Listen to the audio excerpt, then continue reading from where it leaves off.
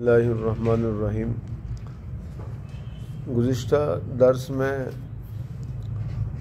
ختم نبوت سے متعلق جو کلام مقدس کی آیات ہے، جو 100 آیات ہے، ان میں ہم نے ایک آیت کا ذکر کیا تھا اور اس کی تشریح بیان ہوئی تھی۔ وہ سورہ توبہ کی آیت ہے، هو الذی ارسل رسولہ بالہدی ودین الحق لیظہرہ علی الدین کلہ،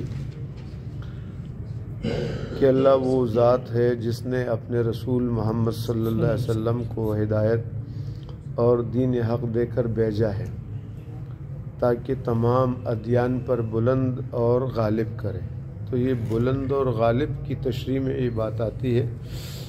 کہ یہ اس وقت ممکن ہوگا جب آپ صلی اللہ علیہ وسلم کو پوری انسانیت کے لیے نبی بنایا گیا ہو، اور وہ قرآن کی ایک آیت میں اس کی تائید بھی ہے، قُلْ يَا أَيُّهَا النَّاسِ إِنِّي رَسُولُ اللَّهِ إِلَيْكُمْ جَمِيعًا، کہ اے لوگو میں تم سب کی طرف اللہ کا رسول بنا کر بھیجا گیا ہوں۔ تو یہ تفصیل گزر چکی ہے۔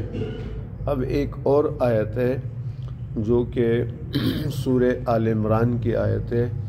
اور اس میں اللہ سبحانہ و تعالیٰ فرماتے ہیں، وَإِذْ أَخَذَ اللَّهُ مِيثَاقَ النَّبِيِّينَ لَمَا آتَيْتُكُم مِّن كِتَابٍ وَحِكْمَةٍ ثُمَّ جَاءَكُمْ رَسُولٌ مُصَدِّقٌ لِّمَا مَعَكُمْ لَتُؤْمِنُنَّ بِهِ وَلَتَنصُرُنَّهُ۔ یاد کرو اس وقت کو جب اللہ تعالیٰ نے سب نبیوں سے عہد لیا کہ جب کبھی میں تم کو کتاب اور نبوت دوں، پھر تمہارے پاس ایک وہ رسول آ جائے جو تمہاری کتابوں اور وحیوں کی تصدیق کرنے والا ہوگا، اگر تم اس کا زمانہ پاؤ تو تم سب ضرور بے ضرور اس رسول پر ایمان لانا اور ان کی مدد فرض سمجھنا۔ اس سے بکمال وضاحت ظاہر ہے کہ رسول اللہ صلی اللہ علیہ وسلم مصدق کی بعثت سب نبیوں کے آخر میں ہوگی، اس لیے کہ پچھلی کی جب تصدیق کریں گے تو اس کے لیے آخر میں آنا ضروری ہے نا، یہ ایک نکتے کی بات ہے۔ اور نبیوں سے کیسے پھر وعد لیا کہ اگر تمہارے موجودگی میں آئے، تو ایک فرضی مثال بنایا، مطلب یہ کہ آپ اپنے امتوں کو جناب رسول اللہ صلی اللہ علیہ وسلم کے بارے میں خوشخبری دو اور بشارت دو۔ چنانچہ قرآن نے اس کا ذکر کیا کہ عیسیٰ علیہ السلام نے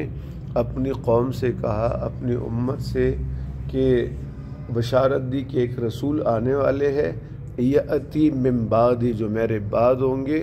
اسمہ احمد، اور ان کا نام احمد ہوگا۔ تو یہ اس آیت کریمہ میں دو لفظ غور طلب ہے، ایک تو یہ کہ میثاق النبیین، اللہ نے نبیوں سے وعدہ لیا، عہد لیا، جس سے معلوم ہوتا ہے کہ حضرت صلی اللہ علیہ وسلم کے بارے میں یہ عہد تمام دیگر انبیاء علیہ السلام سے لیا گیا تھا۔ دوسرا ثم جاءکم لفظ، یہ ثم تراخی کے لیے آتا ہے، تاخیر کے لیے، یعنی اس کے بعد جو بات مذکور ہے وہ تاخیر کے ساتھ ہوگی، بعد میں ہوگی، اور درمیان میں زمانی فاصلہ ہوگا۔ اس کا مطلب یہ ہوا کہ حضور پاک صلی اللہ علیہ وسلم کی بعثت سب سے آخر میں اور کچھ عرصہ کے وقفے سے ہوگی، اس لیے آپ صلی اللہ علیہ وسلم کی آمد سے پہلے کا زمانہ فترت کہلاتا ہے۔ قرآن نے اس کا ذکر بھی کیا، قد جاءکم رسولنا یبین لکم علی فترۃ من الرسل، یہ سورہ مائدہ میں ہے کہ تحقیق تمہارے پاس ہمارا پیغمبر آیا، یبین لکم، جو تمہارے لیے اللہ کا حکم بیان کر رہا ہے، علی فترۃ من الرسل، رسولوں کے چھوٹ جانے کے بعد، رسول اور آپ کے درمیان فترت کا زمانہ آنے کے بعد، یعنی رسالت کا سلسلہ منقطع ہونے کے بعد۔ ایک اور آیت سورہ سبا کی، یہ تیسری آیت ہے جس میں آپ صلی اللہ علیہ وسلم کی ختم نبوت کا ذکر ہے، وَمَا أَرْسَلْنَاكَ إِلَّا كَافَّةً لِلنَّاسِ بَشِيرًا وَنَذِيرًا، اور ہم نے تم کو نہیں بھیجا مگر دنیا کے تمام انسانوں کے لیے، کافۃ للناس، ناس ہے، دیکھو مسلمانوں کا ذکر نہیں، ایمان سے ناس میں یہودی، عیسائی، مجوسی، ہندو، مسلمان سب آ گئے، سب ساری انسانیت کے لیے بشیرم و نذیرہ، بشارت دینے والا اور ڈر سنانے والا۔ اور ایک اور آیت ہے جو میں نے ابھی آپ کو بتائی، یہ قل یا ایھا الناس انی رسول اللہ الیکم جمیعا، یہ سورہ اعراف کی آیت ہے کہ آپ کہہ دیں اے لوگو، یا ایھا الناس، یہودی، عیسائی، مجوسی، ہندو، زرتش، جو بھی ہے سب کو بتا دے کہ میں تم سب کی طرف اللہ کا رسول اللہ الیکم، یا ایھا الناس میں بھی پوری انسانیت، الیکم کے اندر بھی پوری انسانیت، لیکن جمیعاً کا لفظ لایا گیا تاکیداً کہ کوئی خفا باقی نہ رہے اور اچھی طرح بات واضح ہو جائے کہ پوری انسانیت کے لیے، سب کے لیے اللہ نے رسول بنا کر بھیجا آپ صلی اللہ علیہ وسلم کو۔ تو یہ دونوں آیتیں صاف اعلان کر رہی ہے کہ حضور علیہ السلام بغیر استثناء تمام انسانوں کی طرف رسول ہو کر تشریف لائے۔ جیسے آپ صلی اللہ علیہ وسلم نے خود فرمایا انا رسول من ادرکت حیا ومن یولد بعدی،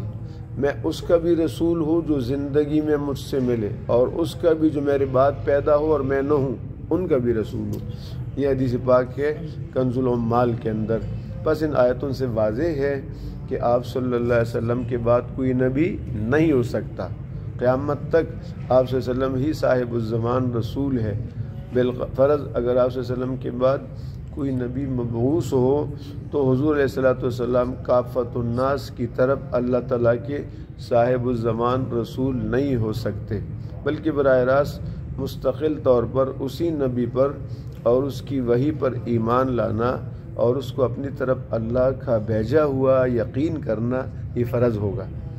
اور ورنہ نجات ممکن نہیں۔ اور حضور علیہ السلام کی نبوت اور وحی پر ایمان لانا اس کے ضمن میں داخل ہوگا۔ تو یہ 2-3 آیتیں آج کے درس میں آ گئی، اور اس کا خلاصہ یہی ہوا کہ جناب رسول اللہ صلی اللہ علیہ وسلم اللہ تعالیٰ کے آخری نبی ہے، آخری رسول ہے۔ آپ کے بعد کوئی نبی نہیں، کوئی رسول نہیں۔ عیسیٰ علیہ السلام آسمانوں پہ ہے، وہ تشریف لائیں گے مگر ان کی نبوت کا زمانہ گزر چکا ہے۔ ان کو اللہ نے کتاب دی تھی انجیل۔ جب عیسیٰ علیہ السلام آئیں گے تو اپنے نبوت میں نبی کی حیثیت سے نہیں آئیں گے، آپ صلی اللہ علیہ وسلم کا تابع بن کر آئیں گے، اپنی کتاب انجیل کا درس نہیں دیں گے، میرے نبی پاک صلی اللہ علیہ وسلم کے قرآن مجید کا درس دیں گے، اور یہ کہ آپ صلی اللہ علیہ وسلم ہی کی اذان دیں گے اور آپ کی 5 نمازوں کو پڑھائیں گے، حضور کا تابع بن کر آئیں گے۔ ٹھیک ہوگی؟